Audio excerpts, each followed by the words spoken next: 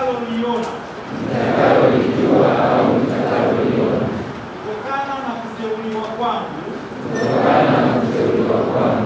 ila kama nitaruhusiwa kufanya hivyo kwa mujibu wa sheria.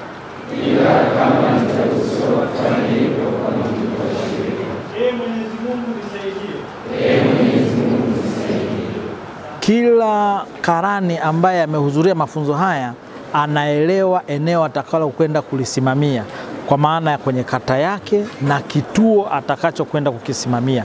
Kwa hiyo tumejaribu kufanya hivi ili kwamba kila mtu akitoka alivyotoka kwenye mafunzo haya anajua eneo lake la kazi atakalo kwenda kufanyia kazi. Tumetoa mafunzo mazuri yatakao kwenda kufanya uchaguzi utakuwa wa amani na katika maelekezo yanayotolewa na Tume ya Uchaguzi. Nina imani makarani hawa waliopata mafunzo watakwenda kutekeleza majukumu yao kwa mujibu wa sheria, kanuni na taratibu zilizowekwa na Tume ya Taifa ya Uchaguzi. Wito wangu kwa makarani ni kwamba wakasimamie sheria na taratibu pamoja na yale mafunzo tuliyowafundisha ili wajaribu kuepuka migogoro na wapiga kura katika vituo vyao.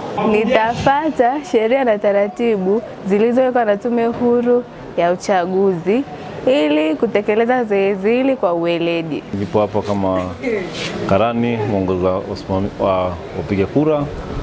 Semina imeisha, tunashukuru, na semina hii ina msaada kwetu. Nadhani muda ule wakija wale wapiga kura tutawapokea, tutawaelekeza namna ya kufanya, namna ya kupiga kura ili mwisho wa siku wapige kura yao na ile haki yao ya msingi wawe wametekeleza. Kwa hiyo tunashukuru sana kwa hii semina.